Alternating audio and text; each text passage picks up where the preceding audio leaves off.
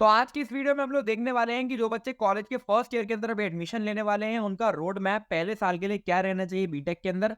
और अगर आप अभी कॉलेज के फर्स्ट ईयर में एडमिशन लेने वाले हो, तो किस तरीके से आप कॉलेज में चीज़ें एक्सप्लोर कर सकते हो, कॉलेज में अच्छे से एंजॉय कर सकते हो और किन चीज़ों से आपको थोड़ा-सा बच के रहना है। तो देखो यार, सबसे पहले समझो कि कॉलेज का आपका जो फर्स्ट ईयर होता है, वो इतना ज़्यादा स्पेशल क्यों होता है? क्योंकि वो एक तो सबसे ज़्यादा कम एकेडमिक प्रेशर का साल होने वाला है आपके जीवन का। क्योंकि सेकंड ईयर से जैसे ही आप आओगे, वैसे-वैसे थोड़ी-थोड़ी कॉलेज की पढ़ाई भी मैटर करने लगेगी। और फर्स्ट ईयर से पहले क्लास 12 तक तो ऑब्वियसली एग्जाम्स इतने होते थे, प्रेशराइज्ड आप इतने होते थे, लेकिन फर्स्ट ईयर के अंदर कोई प्रेशर नहीं रहने वाला है। आप बेयर मिनिमम एफर्ट्स में भी एक बहुत अच्छा सीजीपीए क्रैक कर ले जाओगे।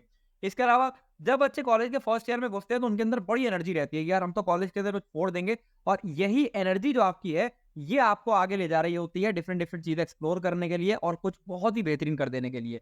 और तीसरी चीज होती है फ्रीडम।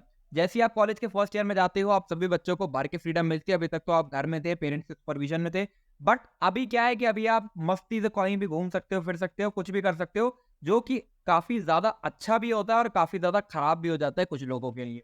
तो बस वीडियो को ध्यान से एंड तक सुनते जाना। मैं बिल्कुल रॉ एंड रियल, जो मैं खुद कॉलेज के अंदर गया था, तब मैंने फर्स्ट ईयर में क्या-क्या चीज़ें करी थी, सब कुछ आपको बताने वाला हूँ और क्या गलतियाँ मैंने करी थी जो नहीं करनी है, बस सुनते जाना। तो सबसे पहली चीज़ है क्लासेस। देखो, कॉलेज में आपकी जो पहली चीज़ आप जाते एक्सप्लोर करोगे, वो होंगी क्लासेस। ऑब्वियसली क्या होता है कि जैसे आप कॉलेज में जाते हो, तो आपका सबसे पहले एक ओरिएंटेशन क्लास होगा।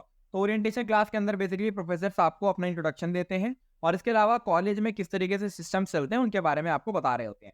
इस ओरिएंटेशन क्लास के होते ही आपको ये भी इस चीज़ का भी ध्यान रखना है कि आपको अपने सीनियर्स का ओरिएंटेशन भी अटेंड करना चाहिए। अब सीनियर्स का ओरिएंटेशन का मतलब क्या है? देखो, जो भी आपके कॉलेज के अंदर 3rd और 4th ईयर के सीनियर्स होंगे, वो ऑब्वियसली फर्स्ट ईयर में बहुत ही सीधे-साधे से रहते हैं। लेकिन सेकंड, थर्ड, फोर्थ ईयर तक वो कॉलेज की ट्रिक्स और हैक्स जान जाते हैं। तो आपको कॉलेज के अंदर के ट्रिक्स और हैक्स, लूप होल्स कहाँ से पता लगेंगे? सीनियर से पता लगेंगे। तो सीनियर से भी इंटरेक्शन काफ़ी ज़्यादा ज़रूरी है, पहली चीज़। दूसरी चीज़, जैसे ही आपकी क्लासेस स्टार्ट होती हैं, मैं आपसे स्पेशली रिकमेंड करूँगा कि आप सारी क्लासेस अटेंड करने की कोशिश करो और अपने नोट्स मेंटेन करने की कोशिश करो। अब नोट्स मेंटेन करने को मैं क्यों कह रहा हूँ? देखो, ये हैबिट अगर फर्स्ट ईयर से लग जाएगी, तो ये बहुत ही बढ़िया है। कॉलेज के अंदर जनरली क्या होता है कि बच्चे नोट्स मेंटेन करते नहीं है और ये आदत एक बार खराब हो गई तो there is no coming back. मेरे साथ ये चीज़ हुई थी। भाई फर्स्ट ईयर के अंदर कोई नोट्स नहीं, हम तो कॉलेज में आ गए यार, कौन से नोट्स, क्या नोट्स। और आखिरी दिन जब पढ़ने बैठते थे एग्जाम में, तो भाई हालत खराब हो जाती थी। तो इसीलिए कॉलेज में चुपचाप क्लासेस अटेंड करो, नोट्स बनाओ। एंड इस चीज़ की मैं भी आगे भी बात करूंगा। केवल नोट्स बनाने से और मात्र आखिरी दिन उस नोट्स को एक बार पढ़ लेने से, प्रीवियस क्वेश्चन कर लेने से, आप 9 सीजीपीए तक स्कोर कर सकते हो कॉलेज के अंदर। ठीक है, इतनी आसान है कॉलेज की पढ़ाई फर्स्ट ईयर में। इसके बाद क्लासेस में अभी तक तो क्या होता था कि जैसे अगर आप क्लास 12 तक थे, तो बहुत सारे ऐसे बच्चे होते हैं जो कि थोड़ा इंट्रोवर्ट टाइप के होते हैं, क्लासेस के अंदर इतना ज़्यादा पार्टिसिपेशन नहीं शो करते हैं। लेकिन अब चूंकि क्या हुआ है कि अब आप एक ऐसी जगह पर आ रहे हो जहाँ पर कोई आपको जानता नहीं है, तो आप यहाँ पर एकदम ही नई पर्सनालिटी हो। तो कोशिश करो कि क्लास के अंदर एक्टिवली पार्टिसिपेट करो। ठीक है, टीचर से क्वेश्चंस पूछो, अगर कुछ समझ में नहीं आ रहा है, क्लास के अंदर एक्टिवली पार्टिसिपेट करो। क्योंकि यहाँ पर आप एकदम ही नई पर्सनालिटी हो, कोई आपको जानता नहीं है और इस चीज़ का शर्म लिहाज रखने से कोई फायदा भी नहीं है। तो आप ये भी कर सकते हो। दूसरी चीज़ आप क्या एक्सप्लोर करोगे कि जब आप लेक्चर्स देखोगे, तो लेक्चर देखते समय फिर प्रोफेसर्स मिलेंगे आपको, जो आपको बुक्स आपको रिकमेंड करेंगे, असाइनमेंट्स देंगे। अब बुक्स के लिए मैं आपको स्पेशली बोलूँगा, हर सेमेस्टर में किताबें चेंज हो जाती हैं, तो नई बुक्स लेने की कोई ज़रूरत नहीं है, सेकंड हैंड बुक्स ले सकते हो। या फिर क्या कर सकते हो, लाइब्रेरी से बुक इशू हो जाती है, आपके जो सेमेस्टर की जितनी भी किताबें हैं, एक साथ पूरा सेट इशू होता है, उन्हीं किताबों को यूज़ करके पढ़ लो, नहीं तो पीडीएफ से पढ़ने की कोशिश करो। मैं आज के दिन भी यार, मेरे पास ये टैबलेट है, तो मैं पीडीएफ से पढ़ने की कोशिश करता हूँ इसके थ्रू। इसके पास नहीं है, जिनके पास नहीं है टैबलेट, बहुत ज़्यादा इसका यूज़ नहीं है, बस ये है कि मैं किताबों का थोड़ा-सा टाइम बचा लेता हूँ, मेरे को यहाँ से पढ़ने की आदत है इसलिए। ठीक है? इसके साथ में ये कोशिश करो कि पहले साल में आप वैसे भी ज़्यादा पढ़ाई किताब से नहीं कर रहे होगे, आप यूट्यूब चैनल से पढ़ रहे होगे, टू बी वेरी ऑनेस्ट।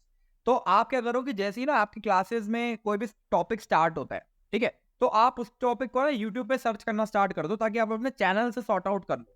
मतलब उनको चाहे देखो ना, चाहे वो बात की बात है, लेकिन वो सॉर्ट आउट कर लो, क्योंकि जब आखिरी के दिनों में एग्जाम्स में पढ़ना होगा ना, तो तुम्हारे पास पता होगा कि किस चैनल के वीडियोस देखने हैं, कौन सी प्लेलिस्ट देखनी है, कहाँ पर सारा कोर्स पड़ा हुआ है। वो एक बार सॉर्ट आउट कर दो, वहाँ पे टाइम नहीं खर्च होना चाहिए। और साथ-साथ में देखते भी चलोगे, तो भाई 10 सीजीपीए पक्की है। ठीक है? इसके अलावा असाइनमेंट्स तुम्हें बहुत सारे मिलेंगे करने के लिए, और सीनियर्स तुमको बोलेंगे भी कि असाइनमेंट्स इतने ज़रूरी नहीं है भाई, देख ले, कर ले, वो प्रोफेसर तो ऐसा है, ऐसा है। लेकिन मैं आपको बोलूँगा, आप असाइनमेंट को कॉपी भी कर सकते हो, कोई मना नहीं कर रहा है, कोई मना ही नहीं है।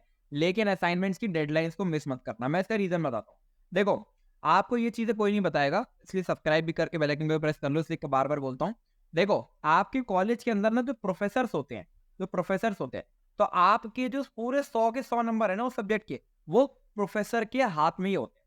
तो आपको क्या करना है, प्रोफ़ेसर को ना हर तरीके से खुश रखना है, और खुश रखने का मतलब कॉलेज के अंदर ये होता है कि आप एकेडमिकली उनको खुश रखें। अभी आगे भी मैं बात करूँगा, आप कॉलेज के अंदर अच्छी अटेंडेंस मेंटेन करें, ठीक है? आप सारे असाइनमेंट्स डेडलाइन में सबमिट करें। अगर आपको कोई वर्कशीट या क्विज़ेज़ वो दे रहे हैं करने के लिए, तो वो आप करें। अगर आप ये सभी चीज़ें अच्छे से करते हो ना, और एक अच्छी इमेज प्रेज़ेंट करते हो प्रोफ़ेसर्स के सामने, तो कभी-कभी ऐसा होता है कि आपने हो सकता है पेपर में 50 नंबर का लिखा हो, लेकिन फिर भी प्रोफ़ेसर्स आपको थोड़े से ज़्यादा नंबर दे देंगे, और इसका उल्टा भी हो जाता है, ठीक है? इसका उल्टा तो बहुत होता है, ये मेरे साथ मैंने खुद फेस करा है, इसलिए मैं आपको बता रहा हूँ। इसके बाद बात करते हैं अटेंडेंस की, तो 75% का बेयर मिनिमम क्राइटेरिया रहता है हर एक कॉलेज के अंदर, और जनरली क्या होता है, जिनका भी 75% से कम अटेंडेंस रहता है, या तो उनका एक कुछ कॉलेजेस के अंदर करते हैं कि एक ग्रेड डाउन कर देंगे। जैसे मान लो अगर आपका ए ग्रेड आ रहा है उस सब्जेक्ट में, तो आपका ग्रेड डाउन करके उसमें बी कर देंगे, ठीक है? या फिर कुछ सब्जेक्ट क्या करते हैं कि आपको उसमें कंपल्सरी डी ग्रेड ही मिलना है। तो जैसे हमारे कॉलेज के अंदर है कि अगर आपकी अटेंडेंस 75% से कम है और 50% से ज़्यादा है, तो आपको डी ग्रेड मिल जाता है, ठीक है? आप रिटेन हो जाते हो और आपको डी ग्रेड आप ऑप्ट कर सकते हो। अब ये मेरे साथ हुआ था, ऑब्वियसली आपको पता ही होगा, रेडिट पे इतनी बड़ी कंट्रोवर्सी हुई थी, सब लोग कह रहे थे कि कल भैया अभी बैक लग गई, वो मैंने बाद में एक्सप्लेन भी करा था कि वो बैक नहीं है, मैं डिटेन लिस्ट में नाम आया था, मेरा एक प्रैक्टिकल्स के अंदर अटेंडेंस कम हो गई थी, तो वहाँ पे मेरा नाम आ गया था। तो आप 75% अटेंडेंस मेंटेन रखोगे ना, इसके 2 फ़ायदे हैं। पहली चीज़ तो क्या है, जब आप रेगुलरली क्लासेस अटेंड करोगे तो ऑब्वियसली नोट्स वगैरह तो बनाओगे, कुछ पढ़ोगे तो वही। भाई एग्ज़ाम की 98% तैयारी यहीं पर हो जाएगी तुम्हारी। दूसरी चीज़ क्या होगी, अगर आप 75% अटेंडेंस मेंटेन रखते हो, तो आप प्रोफ़ेसर के सामने भी एक बहुत ही अच्छी और बहुत ही खूबसूरत सी इमेज प्रेज़ेंट करते हो कि सर देखिए मैंने तो सारी क्लासेस आपकी अटेंड करी हैं। आप मान लीजिए इन केस कुछ आपके नंबर कम भी आ रहे होंगे ना एग्ज़ाम में, तो प्रोफ़ेसर क्या सोचेंगे कि यार इस बंदे ने सारी क्लासेस करी है, तो भैया मेरे चेक करने में कुछ प्रॉब्लम होगी, नंबर दे देते हैं। ठीक है? ये बहुत होता है। तो इस चीज़ का आपको थोड़ा-सा ध्यान रखना है, आपको एग्ज़ाम में भी बेनिफिट मिलेगा और अल्टीमेटली प्रोफ़ेसर्स के आँखों में भी इमेज अच्छी हो जाएगी। ठीक है? अब आ जाते हैं आपके एग्ज़ाम। तो देखो जनरली क्या होता है कि एग्ज़ाम्स आपके 2 टाइप के होते हैं कॉलेजेस के अंदर, डिफरेंट-डिफरेंट कॉलेजेस का अलग-अलग करिकुलम होता है। कुछ कॉलेजेस क्या करते हैं कि स्टार्टिंग में आपकी क्विज़ेज़ कराते हैं, ठीक है? स्टार्टिंग में आपकी क्विज़ेज़ कराते हैं। जैसे हमारे में क्या है, मिड सेम एग्ज़ाम्स होते हैं, यही क्विज़ेज़ कह लो। तो 2 हमारे मिड सेम होते हैं जो कि हमारे 30-30 नंबर के होते हैं, ठीक है? एंड उसके बाद एक फाइनल एग्ज़ाम होता है जो कि हमारा 50 नंबर का होता है। अल्टीमेटली सब राउंड ऑफ करके कुछ 100 नंबर का आता है, क्योंकि ये 15-15 के हो जाते हैं, 20 नंबर की अटेंडेंस हो जाती है और 50 नंबर का आ जाता है आपका फाइनल एंड टर्म एग्ज़ाम, ठीक है? तो आपको यहाँ पर ये चीज़ फिगर आउट करनी है कि क्विज़ेज़ और मिड सेम्स जो होते हैं आपके, तो जैसे आधा कोर्स पहले मिड सेम में आएगा, बाकी आधा मिड सेम 2 में आएगा। अगर आपने दोनों ही मिड सेम्स के लिए अच्छे से तैयारी कर ली, तो आपका अल्टीमेटली फाइनल एग्ज़ाम के लिए भी बढ़िया तैयारी हो ही गई, क्योंकि सिलेबस तो आपने सारा कवर कर ही लिया। अब यहाँ पर पता है क्या होता है? यहाँ पर बहुत सारे ऐसे बच्चे होते हैं जो कि आखिरी दिन पढ़ते हैं। कोई बात नहीं, आप आखिरी दिन भी पढ़ोगे, बहुत अच्छा स्कोर करोगे। लेकिन मैं फिर भी कहूँगा कि मिड सेम्स जब आपके होते हैं ना, आप बस अच्छे से मिड सेम्स पर फोकस कर लो या क्विज़ेज़ पर फोकस कर लो, आपका कोर्स अपने आप प्रिपेयर हो जाएगा। कोई भी सीनियर कुछ भी बोले, सीजीपीए मैटर नहीं करती है, वो सीजीपीए मैटर करती है। 7.5 सीजीपीए से ऊपर आपकी हर एक कंपनी क्राइटेरिया लेकर आती है कि इतना सीजीपीए मिनिमम होना चाहिए, तभी आपको प्लेसमेंट में बैठने का मौका मिलेगा। और फर्स्ट ईयर आपका गोल्डन अपॉर्चुनिटी होती है आपके सीजीपीए बनाने के लिए। इसका रीज़न क्या है? फर्स्ट ईयर के अंदर जो सब्जेक्ट्स आपके होते हैं, वो थोड़े से आसान होते हैं और आप आराम से सब्जेक्ट को करके एक अच्छा सीजीपीए स्कोर कर सकते हो। प्लस अभी आप जेईई के एग्जाम देके आए होते हो, तो ऑब्वियसली आप एकेडमिकली भी इंक्लाइंड होते हो, आपको स्टडी हैबिट्स लगी होती है, तो आप बहुत अच्छे से सीजीपीए स्कोर कर सकते हो।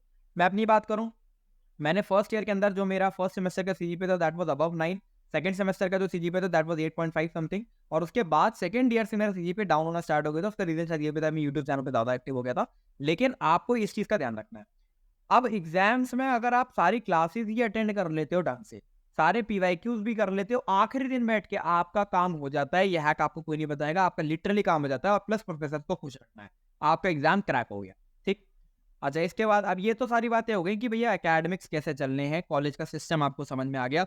भाई क्लासेस अटेंड करनी है, अटेंडेंस मेंटेन रखनी है, नोट्स अच्छे से बनाने हैं, प्रीवियस ईयर क्वेश्चन करने हैं, मिड सेम के लिए पढ़ना है, एग्जाम रेडी हो गए, सीजीपीए बन गई। बस ये अगर आखिरी साल तक भी आप करते रहे, आप 10 पॉइंटर भी लेके जा सकते हो। मैं आपको बता रहा हूँ, आपको लग रहा होगा कि मैं ये वीडियो बोल रहा हूँ, तो बहुत सारे बच्चे इसको कर भी रहे होंगे, तो कौन सी नई चीज़ है? भाई कोई नहीं कर रहा होगा, मैं आपको बताता हूँ, कोई नहीं करता है। ठीक है? मैंने आपको बता दिया, आप खुद नहीं करोगे, अभी आप देखना। चलो, आप बात कर लेते हैं कि आपको कॉलेज के अंदर फर्स्ट ईयर में और क्या-क्या चीज़ें एक्सप्लोर आपको करनी चाहिए। देखो, सबसे पहली चीज़ आप जो कर सकते हो, जहाँ से आप शायद थोड़ा-सा पॉकेट मनी भी बना सकते हो, वो है इंटर्नशिप। अब इंटर्नशिप से एक बहुत अच्छा तरीका है आपके लिए, आप खुद को अपस्किल करने का भी एंड एक वर्किंग एनवायरनमेंट में काम करने का। तो देखो, मैं यहाँ पर ना इंटर्नशिप को बेसिकली 3 चीज़ों में मैंने डिवाइड कर दिया है। तो एक टाइप की इंटर्न आजकल जो चल रही है वो होती है ग्राफिक डिज़ाइनिंग हो गई, वीडियो एडिटिंग हो गई, सोशल मीडिया मैनेजर की तरह आपने काम कर लिया। तो ये क्या है, ये एक तरीके की इंटर्नशिप है। ग्राफिक डिज़ाइनिंग मतलब क्या होता है, अगर जैसे जैसे ये आप पीपीटी देख रहे हो जो पीछे बनी हुई है, तो ये ग्राफिक डिज़ाइनर ने बनाई होगी, मैंने नहीं बनाई है, लेकिन हाँ, ये ग्राफिक डिज़ाइनर ने बनाई होगी। फिर आप देख सकते हो वीडियो एडिटिंग क्या होती है, जैसे इस वीडियो में एडिटिंग होती है तो वीडियो एडिटिंग होगी। सोशल मीडिया मैनेजर क्या होता है, बहुत सारे ब्रांड्स होते हैं जो कि कॉलेज के इंटर्न्स को हायर करते हैं, इंस्टाग्राम, फेसबुक, यूट्यूब, इन सबको मैनेज करने के लिए, ठीक है? तो आप क्या कर सकते हो, आप बहुत सारे नए स्टार्टअप्स होते हैं, आप उसके अंदर अप्लाई कर सकते हो अपना रिज्यूमे बनाकर। पहले इनको सीख सकते हो, ठीक है? सीखोगे कैसे? देखो, ग्राफिक डिज़ाइनिंग के लिए आप फ़ोटोशॉप सीख सकते हो, ठीक है? फ़ोटोशॉप एक सॉफ्टवेयर है। ये वही वीडियो एडिटिंग के लिए अगर आप लैपटॉप में कर रहे हो, प्रीमियर प्रो सीख सकते हो। फ़ोन में कर रहे हो तो काइनमास्टर, इनशॉट वगैरह आप सीख सकते हो। सोशल मीडिया मैनेजर के लिए तो आपको इंस्टाग्राम, यूट्यूब, फेसबुक इसकी बेसिक आइडिया है, तो उसके लिए आपका काफ़ी रहता है ये चीज़।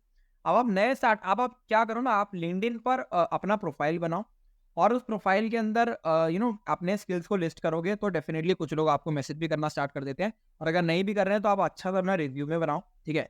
मैं आपको, अगर आप चाह रहे हो कि रिज्यूमे के ऊपर आपको वीडियो चाहिए तो मेरे को बता देना, मैं आपको सैंपल रिज्यूमे बना के दिखा दूंगा किस तरीके से आप इंटर्नशिप ले सकते हो इस रिज्यूमे का यूज करके, ठीक है? तो ये आपके इस तरीके की इंटर्नशिप है जो कि स्टार्टिंग में आपको पैसा नहीं देगी, लेकिन बाद में 5-7 हज़ार रुपये आप बना सकते हो कंफर्टेबली, इसके ऊपर भी जा सकते हो। लेकिन लॉन्ग रन में ये चीज़ें आपके प्लेसमेंट में इतना ज़्यादा काम नहीं आएँगी, इसीलिए मैंने इनको अलग रखा है। दूसरी टाइप की कैटेगरी है टेक की कैटेगरी। टेक इंटर्नशिप्स मतलब कोडिंग वगैरह की इंटर्नशिप्स हो गई। जनरली जो ये कोडिंग वगैरह की इंटर्नशिप्स होती हैं, ये आपसे जनरली लैंग्वेज, ठीक है, जैसे सी प्लस प्लस हो गया, डीएसए हो गया, सॉरी सी प्लस प्लस हो गया या कोई भी लैंग्वेज हो गई, वो plus data structures and algorithm, ये आपसे पूछ रहे होते हैं। तो आपको इसके लिए पहले खुद को अपस्किल करना पड़ेगा। तो पैरेलली क्या करो कि इसको अपस्किलिंग भी स्टार्ट कर दो। अब देखो, इसके ऊपर अगर आपको डिटेल वीडियो चाहिए तो मैंने ऑलरेडी डाल रखी है मेरे चैनल पर, आप चेकआउट कर सकते हो कि आपका कोडिंग किस तरीके से आप फर्स्ट ईयर से स्टार्ट कर सकते हो। हर एक सेमेस्टर का मैंने हर एक चीज़ बता रखी थी, किस तरीके से आपको करना है, कहाँ से करना है, सारे रिसोर्सेज एक बार फिर से बता देता हूँ। लैंग्वेज डीएसए के लिए 2 यूट्यूब चैनल्स हैं, ठीक है? एक अपनी कक्षा और एक कोड विद हैरी। तो इनको इनको एक बार जाकर आप देख लीजिए और एक लैंग्वेज और डीएसए अच्छे से सीख लेंगे और प्रॉब्लम्स को प्रैक्टिस कर लेंगे। प्रॉब्लम्स प्रैक्टिस करने के लिए बहुत सारे प्लेटफॉर्म्स हैं, कोड शेफ है, ठीक है? हैकर अर्थ है, ऐसे करके बहुत सारे प्लेटफॉर्म्स हैं। वहाँ से आप जाकर प्रॉब्लम्स की प्रैक्टिस कर लेंगे तो आपका ये चीज़ काफ़ी हद तक रेडी हो जाती है। बाकी डिटेल में चाहिए तो मैंने ऑलरेडी बना रखा है। इसके बाद बाकी आपका और भी टाइप की इंटर्नशिप्स होती हैं और भी रोल्स में होती है। तो उसके लिए आप अपना लिंक्डइन अच्छे से बनाइए, अपने स्किल्स को लिस्ट करिए, एक बार देखिए कि रिक्रूटर कौन से स्किल्स के लिए आपको रिक्रूट करना चाह रहा है। वो चीज़ें आपको लिंक्डइन पर पता लगेंगी, ठीक है? यूट्यूब पर बहुत सारी वीडियोज़ हैं, लिंक्डइन को आप कैसे कर सकते हो। एंड इसके अलावा इंटर्नशिप शाला करके एक वेबसाइट है जहाँ पर आप इंटर्नशिप्स ले सकते हैं, तो वहाँ पर भी आप चीज़ चेकआउट कर सकते हैं, ठीक है? दूसरी चीज़ जो आप जैसे मैंने टेक की बात करी थी, तो टेक में यार ऑब्वियसली क्या होता है कि जो टेक रिलेटेड इंटर्नशिप होती है वहाँ पर आपको स्टाइपेंड अच्छा मिलता है, मतलब कोडिंग वाली जो होती है। तो आप उसमें अपस्किलिंग कैसे कर सकते हो? तो देखो, अपस्किलिंग में आपके 2 प्रकार की स्किल्स होती हैं, एक तो होती है हार्ड स्किल, एक होती है सॉफ्ट स्किल। हार्ड स्किल क्या होती है कि जिसके लिए आपको कोई पैसे देगा, जैसे मान लो कोडिंग की स्किल हो गई, ग्राफिक डिजाइनिंग हो गई, वीडियो एडिटिंग हो गई, ये एक आपका काम है। तो हार्ड स्किल पे फोकस करना है हमें और एक सॉफ्ट स्किल्स पे फोकस करना है रेगुलरली। सॉफ्ट स्किल्स क्या है, अपना पर्सनालिटी डेवलपमेंट हो गया, कम्युनिकेशन स्किल्स हो गई, आपकी प्रेजेंटेशन स्किल्स हो गई, आप कैसे चीज़ों को प्रेजेंट कर रहे हो, ठीक है? तो ये भी काफ़ी ज़्यादा मैटर कर रही होती है ऑब्वियसली इंटरव्यूज़ के अंदर। फर्स्ट ईयर से अगर आप इस चीज़ की आदत डाल लोगे कि यार मेरे को अपने हार्ड स्किल्स और सॉफ्ट स्किल्स को डेवलप करते चलना है और अपने रिज्यूमे में हर सेमेस्टर के एंड में चीज़ें ऐड करते चलना है जो जो भी मैंने सीख ली है, तो आप अपने आप एक ग्रोथ के ट्रैक पर चल रहे हो, ठीक है? मैं आपको बता दूँ, आपको सुनने में ऐसा लग रहा होगा कि ये सब बहुत सारे बच्चे करेंगे। मैं आपको बता रहा हूँ, आपके कॉलेज के अंदर अगर 100 बच्चे हैं अगर आपकी क्लास के अंदर ना, मैं बता रहा हूँ, देयर आर चांसेस कि 0 में से 0 या 1 बच्चा इस चीज़ को कर रहा होगा और वो बहुत बढ़िया प्लेसमेंट पड़ेगा। वरना मेजर बच्चे क्या करेंगे, कॉलेज में जाके खो जाते हैं। अब क्या होता है, कॉलेज के अंदर थोड़ी सोसाइटीज़ एंड क्लब्स होती हैं। सबसे पहले चीज़ समझने की ज़रूरत है आपको कि आपको सीनियर्स ये चीज़ काफ़ी ज़्यादा फ़ोर्स करेंगे स्टार्टिंग में कि यार हमारी सोसाइटी जॉइन कर लो, हमारा क्लब जॉइन कर लो, जॉइन कर लो, जॉइन कर लो। ऑब्वियसली इसका कोई ख़ास फ़ायदा होता नहीं है। मतलब अगर आप नहीं भी जॉइन करना चाह रहे हो, ज़बरदस्ती जॉइन कर रहे हो, कोई फ़ायदा नहीं है इसका। लेकिन अगर आप मन से जॉइन कर रहे हो तो मैं आपको बताता हूँ, 2 टाइप की सोसाइटीज़ रहती हैं। एक तो टेक सोसाइटी रहती है। टेक सोसाइटी क्या होती है, जो कोडिंग रिलेटेड है या आपकी ब्रांच रिलेटेड है। जैसे मान लो जो तुम्हारी ब्रांच सिविल, जैसे मेरी सिविल ब्रांच है, तो हमारे कॉलेज में सिविल के लिए एक इंफ्रास्ट्रक्चर सोसाइटी है। तो वहाँ पर क्या होता है, सिविल रिलेटेड चीज़ें होती हैं और सिविल के बंदे मिलते हैं। फिर आपके लिए कल्चरल सोसाइटीज़ हो सकती हैं। कल्चरल सोसाइटी क्या होती है, जैसे मान लीजिए फाइन आर्ट्स का क्लब हो सकते हैं, इनको क्लब्स भी बोल देते हैं। फाइन आर्ट्स का क्लब हो सकता है जहाँ पर कुछ लोग ऐसे हैं जो फाइन आर्ट्स को एक्सप्लोर कर रहे हैं, ठीक है? या फिर फोटोग्राफी का क्लब हो सकता है, डांस क्लब हो सकता है। आईआईटी बॉम्बे में तो डेटिंग क्लब वगैरह भी सुना है मैंने, तो ऐसे करके बहुत सारे क्लब हो सकते हैं। उसके अंदर भी आप अपना इंडक्शन दे सकते हो और वहाँ पर सोलली आपकी सॉफ्ट स्किल्स काम आती हैं। सॉफ्ट स्किल्स मतलब आपका प्रेजेंटेशन स्किल्स ये वगैरह। और प्लस क्या है, सामने इंटरव्यू लेने वाले सेकंड ईयर के, थर्ड ईयर के, सीनियर के तो होंगे और बारी आते तो होंगे नहीं। तो हर एक चीज़ आप यहाँ पर एक्सप्लोर कर सकते हो, लेकिन फिर भी मैं आपको बोलूँगा एक टेक सोसाइटी और एक कल्चरल सोसाइटी ज़रूर रखना। ये रिज्यूमे के ऊपर जब आप 4 साल बाद रिक्रूटर को प्रेजेंट करोगे तो ये बहुत अच्छा लगता है देखने में कि आपने अच्छे से कोड भी कर रखा है, कुछ प्रोजेक्ट्स भी बना रखे हैं और इसके अलावा आप टेक और कल्चरल सोसाइटी में भी इन्वॉल्व थे, तो इससे आपकी मैनेजमेंट स्किल्स के बारे में भी काफ़ी ज़्यादा चीज़ें पता लगती हैं। अब मैं अगर अपनी बात करूँ तो मैं कॉलेज के फर्स्ट ईयर के अंदर ऑलमोस्ट सारी टेक सोसाइटी नहीं, टेक सोसाइटी तो एक ही में रह सकते हैं हम लोग। कल्चरल सोसाइटी में मैं ऑलमोस्ट सब में था, फाइन आर्ट्स में था, फोटोग्राफी में था, डांस में था, मतलब ऑलमोस्ट जितने भी होते हैं मैड करके हमारे उसमें सब, मतलब सब में था। ठीक है, और फिर धीरे-धीरे सेकंड ईयर में आके मैंने उस चीज़ को कट डाउन करा और फिर अब तो मैं किसी भी सोसाइटी में वैसे नहीं हूँ। मैंने सभी छोड़ दिए हैं क्योंकि थोड़ा-सा टाइम मैनेज नहीं हो पाता है, but still I will say कि एक कल्चरल, एक टेक सोसाइटी हम रख सकते हैं। स्पोर्ट्स ऑब्वियसली एक स्पोर्ट्स खेलना बहुत ज़्यादा ज़रूरी है। There might be a lot of sports going in in your college, और हर एक स्पोर्ट्स से एक्सप्लोर आउट करना, मैं बार-बार बोल रहा हूँ, हर एक चीज़ आपको यहाँ पर एक्सप्लोर आउट खुद से करनी पड़ेगी, कोई सामने वाला व्यक्ति आपको नहीं बताएगा आके। तो स्पोर्ट्स में मैं बात करूँ, मैं खुद बैडमिंटन खेलता हूँ, ठीक है? मैं खुद बैडमिंटन खेलता हूँ, क्रिकेट खेलता हूँ, फुटबॉल खेलता हूँ, ठीक है? तो ये सब चीज़ें हैं जो आप भी ट्राई कर सकते हो, इससे आप फिज़िकली भी फिट फ़ील करोगे और आप कॉलेज में थोड़ा-सा एक्टिव फ़ील करोगे, नए दोस्त बना सकते हो, बंदी-वंदी बना सकते हो ऑब्वियसली, ठीक है? स्पोर्ट्स वाले बंदे ज़्यादा अट्रैक्ट करते हैं बंदी-वंदी। आप ऑब्वियसली कॉलेज जाओगे तो सबसे खूबसूरत पार्ट कॉलेज का अब स्टार्ट हुआ है। होता क्या है, जब मेरे एक सीनियर थे उन्होंने मेरे को बोला था कि संकल्पना होता है कि कॉलेज में कौन-सा व्यक्ति जीत के जाता है? तो मैं कहा कौन-सा व्यक्ति जीत के जाता है?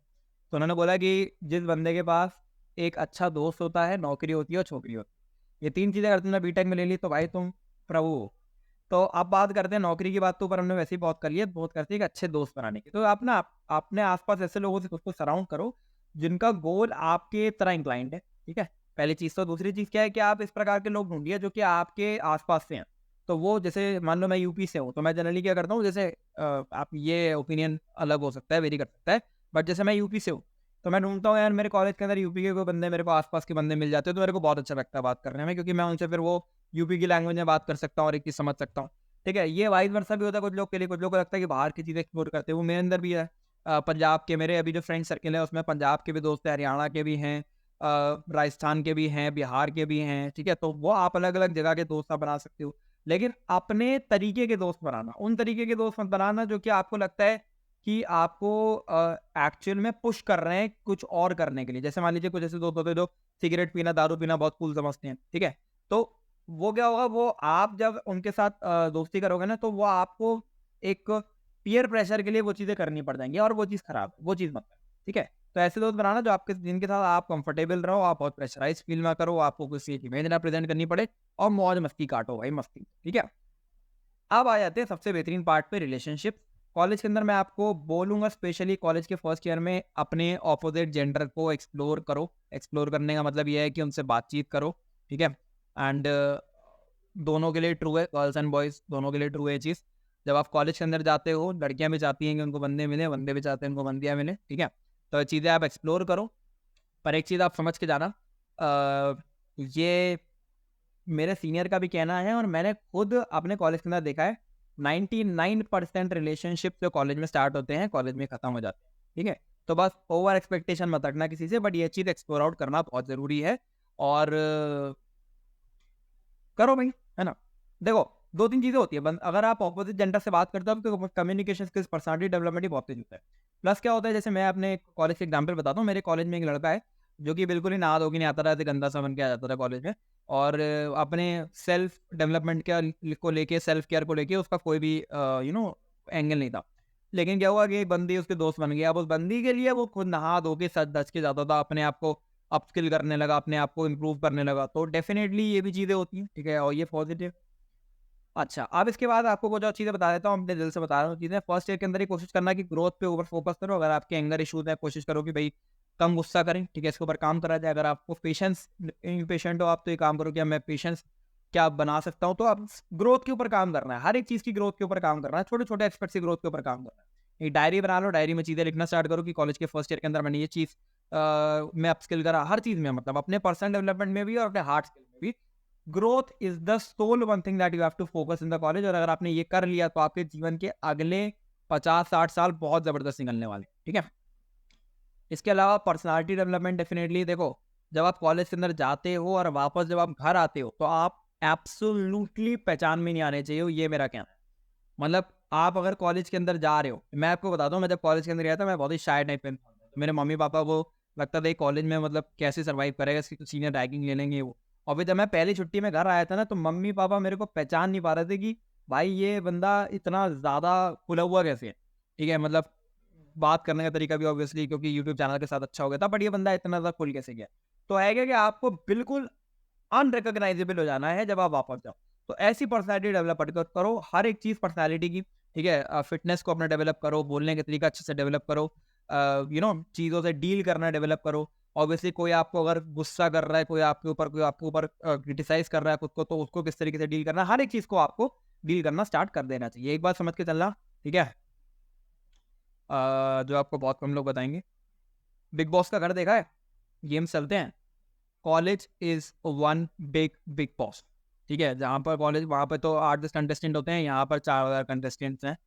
तो समझ के चलना कौन आपका दोस्त है, कौन आपका दुश्मन है और मज़े करना, ठीक है?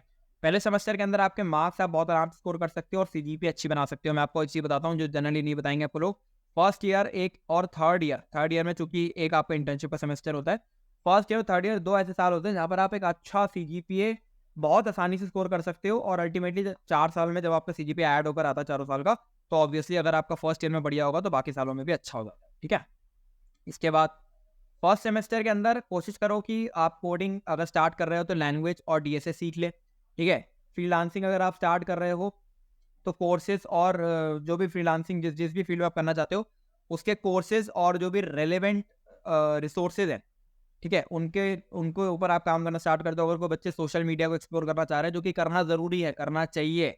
अगर आप फर्स्ट ईयर में जा रहे हो, यूट्यूब चैनल, इंस्टाग्राम रील्स अगर आपका कभी मन है करने का, डेफिनिटली एक्सप्लोर करो इनको कभी मत छोड़ो। तो स्टार्ट कर दो फर्स्ट सेमेस्टर के अंदर, ठीक है? पहले सेमेस्टर के अंदर आप इन चीज़ों को हल्के-हल्के स्टार्ट कर सकते हो, सेकंड सेमेस्टर के अंदर आते-आते इन चीज़ों को मैच्योर भी कर सकते हो, ठीक है? सेकंड सेमेस्टर के अंदर हमें अपने स्किल्स को ब्रश अप करना है, जितना ज़्यादा हम स्किल्स को अपने ब्रश अप करते जाएँगे, ऑब्वियसली हमने चीज़ें स्टार्ट तो कर दी हैं, ठीक है? हमें कि रेस में दौड़ तो पड़े हैं, बट अब क्या करना है, अब स्प्रिंट करनी है, तेज़ी से दौड़ना है ताकि सेकंड ईयर जब हमारा स्टार्ट हो, तब तक हम एक अच्छे लेवल पे एटलीस्ट एम्प्लॉयबल हों, कि चलो यार कोई इंटर्नशिप हमें दे सकता है, ठीक है? अच्छा, उसके बाद सेकंड सेमेस्टर में भाई भर के चीज़ें ट्राई करो। मैं तो फर्स्ट से कह रहा हूँ बट फर्स्ट से पहले आप कंफर्टेबल होगे थोड़ा। बट सेकंड सेमेस्टर से भर के चीज़ें ट्राई करो, भर के। जो आपको लगता है शायद आप कभी जीवन के अंदर नहीं करोगे, वो भी करो। डिबेटिंग क्लब में आपको लगता है कि आप कभी नहीं जाओगे, डिबेटिंग क्लब में जाओ, ट्राई करो। डांस क्लब में नहीं जाओगे, डांस क्लब भी ट्राई करो। हर एक चीज़ ट्राई करो, डिफरेंट लोगों से इंटरैक्ट करो। ठीक है? जिन चीज़ों में आपको लगता है कि आप बिल्कुल इस डोमेन में कभी नहीं आने वाले थे, उसको भी ट्राई करो। और सेकंड सेमेस्टर से जैसे अगर आप मान लीजिए कोडिंग का तरफ आप देख रहे हो, तो जिस तरीके से लैंग्वेज और डीएसए आपने पहले ईयर में सीख लिया था, दूसरे ईयर सेकंड सेमेस्टर तक आप कॉम्पिटिटिव प्रोग्रामिंग स्टार्ट कर दो, कोडशेफ वगैरह ऐसे प्लेटफॉर्म्स पे। एंड वेब और ऐप डेवलपमेंट आप सीख सकते हो, जो कि आपके प्रोजेक्ट बिल्डिंग में काम आएगा। ठीक है? अगर आपको डिटेल में वीडियो चाहिए, मैंने ऑलरेडी बना रखा है, आप देख सकते हो। कोई बच्चे होते हैं जो गेट और यूपीएससी की तैयारी करते हैं, तो पहले ही सेमेस्टर में तो मैं नहीं बोलता हूँ एक्सप्लोर करो, बट सेकंड सेमेस्टर से आप धीरे-धीरे कोर्सेज को एक्सप्लोर करना स्टार्ट करो, वहाँ पर सिलेबस क्या आ रहा है एक्सप्लोर करना स्टार्ट करो, मार्क्स कैसे आ रहे हैं, क्या कॉम्पिटिशन है, मतलब उस एग्जाम को एक्चुअल में पूरा एग्जाम को स्टडी करना स्टार्ट करो। सेकंड सेमेस्टर में एग्जाम स्टडी हो जाएगा, थर्ड सेमेस्टर में सेकंड ईयर से अगर आपने कोर्स भी स्टार्ट कर दिया अच्छे से, अगर आप एग्जाम अच्छे से स्टडी कर लोगे, आप अच्छे से पढ़ दोगे एग्जाम, ठीक है? और बाकी जो बच्चे फ्रीलांसिंग और वाईटी चैनल स्टार्ट करना चाह रहे हैं, डट जाओ भाई, डट जाओ। सेकंड सेमेस्टर से डट जाओ, second, third semester, fourth semester डटे रहो पकड़ के, और आप डेफिनेटली विल डू समथिंग। अंत में मेरा पर्सनल एडवाइस है कुछ, ठीक है? जो पर्सनल एडवाइस मेरा खुद का ओपिनियन है, ये गलत भी हो सकता है, सही भी हो सकता है। पहली चीज़, रिलेशनशिप जो होते हैं कॉलेज के अंदर, ठीक है, वो आपको थोड़ा-सा कम हसलर बना देते हैं, ठीक है? अगर मान लीजिए आप दिन में आपके अंदर वो आग है ना कि मैं 10-10, 12-12 घंटे काम कर सकता हूँ, वो आग जब रिलेशनशिप में आप आ जाते हो तो थोड़ा-सा कम हो जाती है। The reason being is very simple, क्योंकि भाई जो कॉलेज के रिलेशनशिप्स होते हैं, उसमें आप पूरे टाइम अपने पार्टनर के साथ रहते हो, पूरे टाइम में मौज-मस्ती मज़ा चलता रहता है, और आप अपने मन के अंदर भी बहुत सारे सिनेरियोज़ इमेजिन कर रहे होते हो, और उस सिनेरियो में क्या होता है कि ये जो हसल मेंटालिटी होती है, धीरे-धीरे खत्म होने लगती है। तो इस चीज़ का ध्यान रखना। दूसरी चीज़ क्या है, कॉलेज के जो एग्ज़ाम्स होते हैं, उनको पास करने का सिंपल तरीका क्या है कि अगर आप सारी क्लासेस अटेंड करोगे, आप एग्ज़ाम्स को पास कर लोगे। तीसरी चीज़, प्रोफ़ेसर्स को खुश रखो, ठीक है? प्रोफ़ेसर्स को खुश रखो।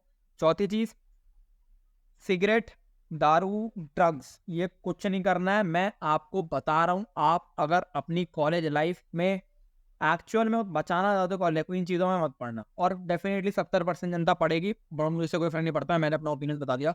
मैं कभी इन चीज़ों में पढ़ा नहीं हूँ, ना मैं कभी पढ़ने वाला हूँ। इन चीज़ों में मत पढ़ना, इन चीज़ों में मत जाना। आज के टाइम में 70-80% कॉलेजेस में के अंदर ये कल्चर है कि जैसे आप हॉस्टल जाते हो, आपको ये सब चीज़ें स्टार्ट हो जाती हैं। बट मैं बोलूँगा मत करना। क्यों मत करना? एक बार अगर आप इन चीज़ों की तरफ भागने लगे ना, तो फिर आप क्या होता है, आपको ये चीज़ें फिर बार-बार चाहिए होंगी। एंड ऑब्वियसली जब आप टेम्परेरी ग्रेटिफिकेशंस के पीछे भागते हो ना, लॉन्ग टर्म ग्रेटिफिकेशंस के पीछे नहीं भागते हो, तो आपके अंदर ना वो गोल के पीछे भागने वाली एनर्जी भी कम हो जाएगी। आप खुद देखना, एक ड्रग एडिक्ट व्यक्ति जो है वो गोल के पीछे उतना तेज़ी से नहीं भाग सकता है, जितना कोई दूसरा व्यक्ति भाग रहा होगा। ठीक है? तो इन सब चीज़ों में नहीं पड़ना है। और आखिरी और final cheese, explore as much as you can. जितना एक्सप्लोर कर सकते हो, जितना तुम्हारे अंदर शक्ति है, हर एक चीज़ ट्राई करो, हर एक चीज़ मतलब जियो यार, ज़िंदगी जीने की कोशिश करो इस समय कि यार मुझे सब करना है, ठीक है? मुझे सब करना है, कुछ नहीं रोक सकता मुझे, जो मेरे को मन में आएगा मैं करूँगा। तो हर एक चीज़ ट्राई करनी है। एंड लास्ट चीज़, किसी की भी बात जो आपके कॉलेज में पढ़ रहा है, ठीक है? मैं बताऊँ, आपके जो कॉलेज में पढ़ रहा है, आपके ईयर में पढ़ रहा है, किसी की भी बात दिल पर नहीं लेनी है। बच्चे ये बहुत करते हैं। कोई व्यक्ति आपको डिमोटिवेट कर गया, कोई मोटिवेट कर गया, किसी की बात दिल पर नहीं लेनी है। भाड़ में जाए, मेरी कहानी अलग है, तेरी कहानी अलग है। मुझे तेरी कहानी से मतलब नहीं है, तुझे मेरी कहानी से मतलब नहीं होना चाहिए। भाड़ में जा, फालतू की तरफ कोई एडवाइस दे रहा हो, भाई माफ़ कर भैया, तू पहले अपनी ज़िंदगी सुधार ले, उसके बाद अपनी एडवाइस देना, ठीक है? किसी की भी शिट नहीं लेनी है और अपना एक्सप्लोर आउट करना है। कॉलेज के अंदर बहुत सांप भी मिलते हैं, पर्सनल एक्सपीरियंस से आपको बता रहा हूँ, सांप से बच के रहना है, ठीक है? चलो, this is all from my side, single जॉरी, signing off.